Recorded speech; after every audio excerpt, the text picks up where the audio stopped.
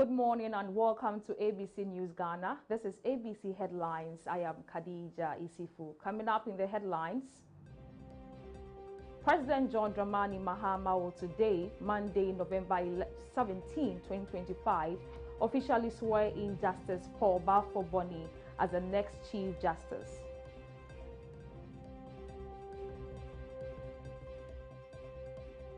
Jet has been handed back to the Ghana Air Force after undergoing an extended 8-month maintenance and repair program in France.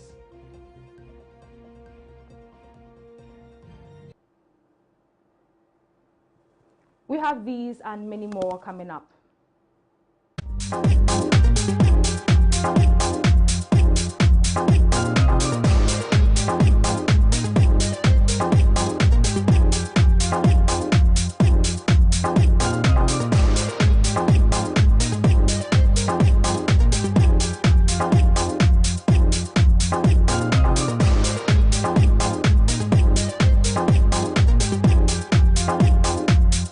We are streaming live on Facebook and on YouTube. Now to the details.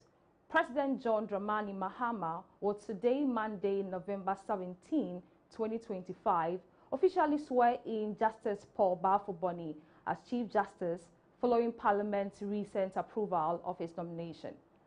Justice Bafo-Boni was nominated by President Mahama on September 23, 2025, who cited his wealth of experience and long service on the bench, spanning the High Court, Court of Appeal, and Supreme Court. He has served as acting Chief Justice since April 22, 2025, following the suspension and eventual dismissal of Justice Gertrude Tokunu, appearing before Parliament's appointment.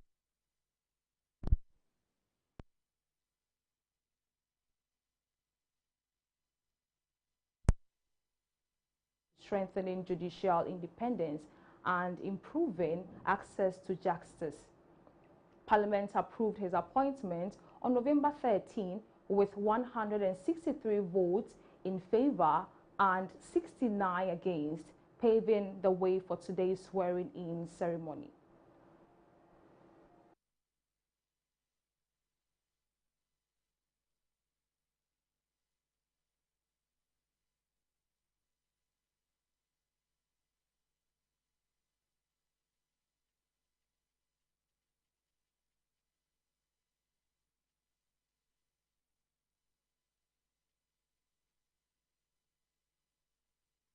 Now, away from the swearing-in of the Chief Justice, as Ghana prepares for critical discussions surrounding the 2026 budget, the minority has urged legislators to approach these deliberations with an open mind, emphasizing the importance of learning, collaboration, and community service. During a post-budget workshop for parliamentarians held in Accra on Saturday, November 15, Deputy Minority Leader Patricia Pieje spoke on the need for MPs to rise above partisan divisions. She urged her fellow lawmakers to gauge the potential impact of the budget on the everyday lives of Ghanaians, stressing the importance of sustainability in national finances.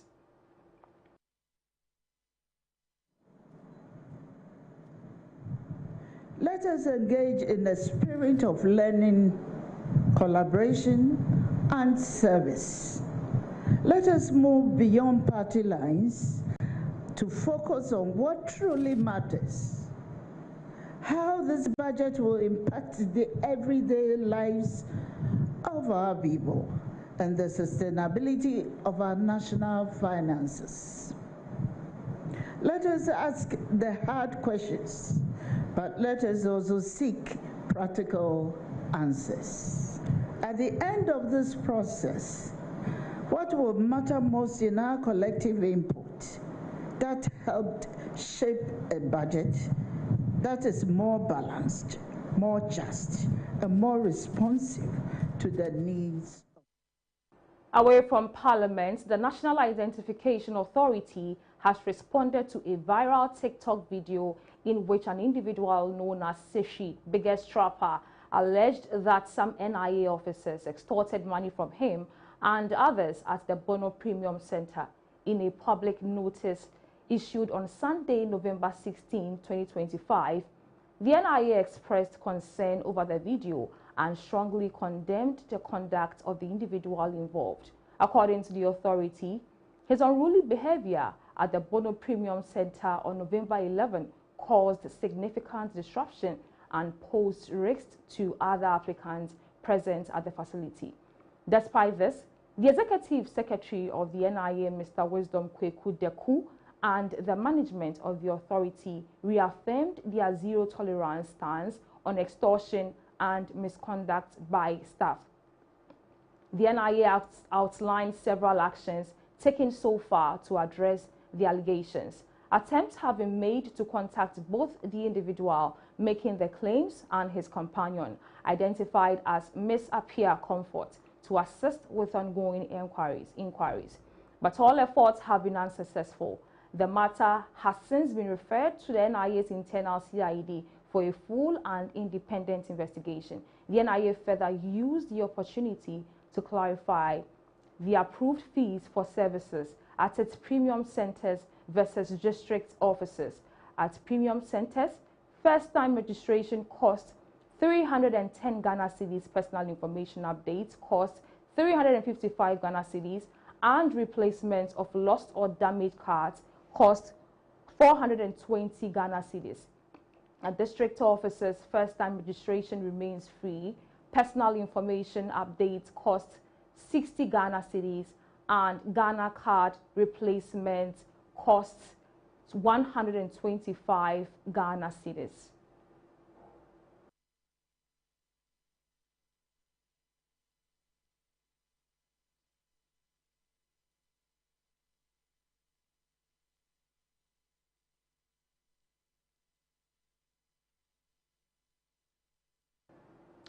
Ghana's presidential Falcon jet has been handed back to the Ghana Air Force after undergoing an extended 8-month maintenance and repair program in France.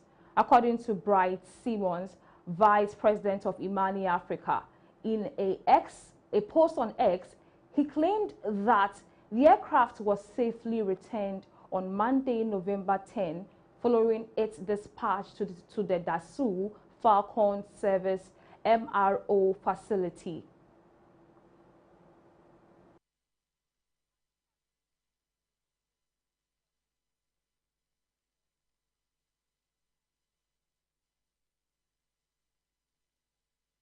Mons explained that engineers at the PLB facility uncovered significant defects during the inspection, including issues affecting the fuel tank and one of the jet turbofans. These faults required manufacturer-level interventions and prolonged the maintenance schedule, as the repairs could only be executed at that specific Dassault authorized site. He added that the delay was further compounded by challenges in the sourcing certain OEM-certified spare parts.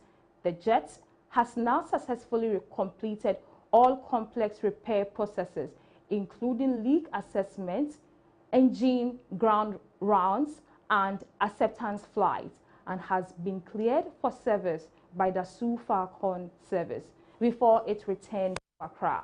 The aircraft undertook a brief positioning flight from Marseille to address minor logistical arrangements, Bright Simmons said.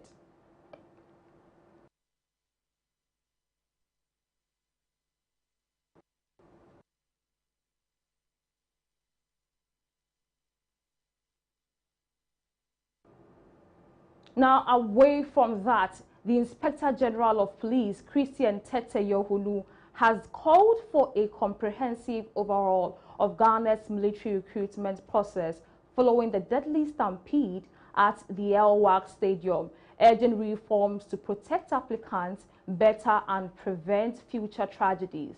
Following the deadly stampede at the El-Wak Sports Stadium during a military recruitment exercise on November 12, 2025, Ghana's Inspector General of Police has urged for an overhaul of the military recruitment process. The incident, which resulted in the death of 6 female applicants and numerous injuries, was caused by a massive uncontrolled crowd surge at the stadium's gates. We must work hard to salvage it.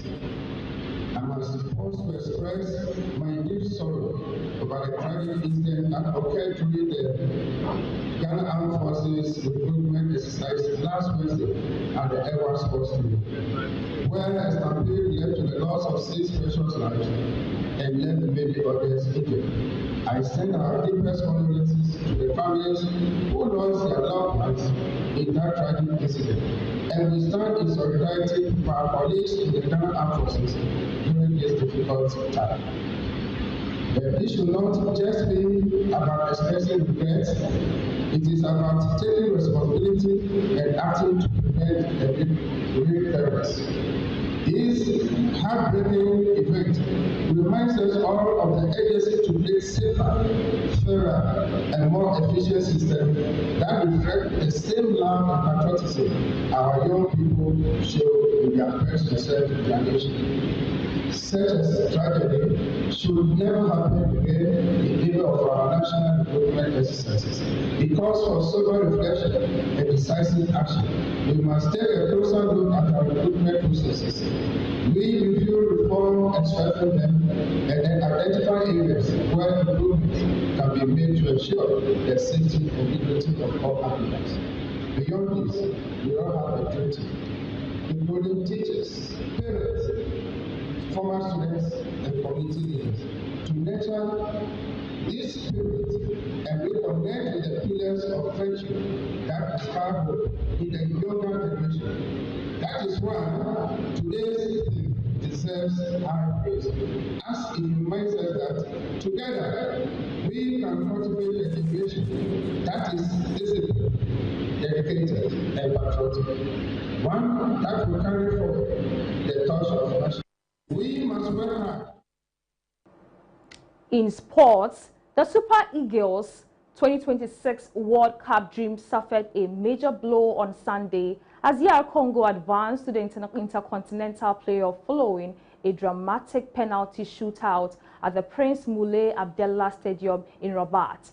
Nigeria's hopes of qualifying ended in heartbreaking fashion, marking the second consecutive year the Super Eagles will miss out on the world stage. The match ended 1-1 after 120 minutes of regulation and extra time, sending the high-stakes encounter to penalties. Nigeria initially went ahead through Frank Onyeka in the 3rd minute, but DR Congo equalized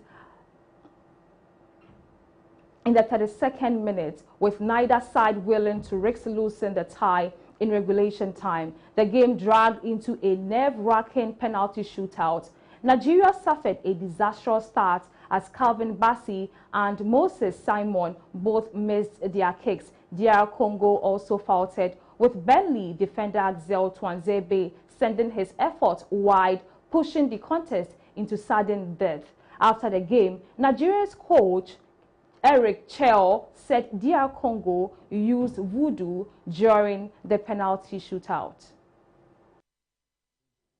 During all the penalty decision, a guy of Congo did some voodoo. Every time. So this is why I was a little nervous after him. Yeah, something like that. You know, with the I don't know if it's a water or something like that. You know, so during all the penalty decision, a guy of Congo did some voodoo. Every time.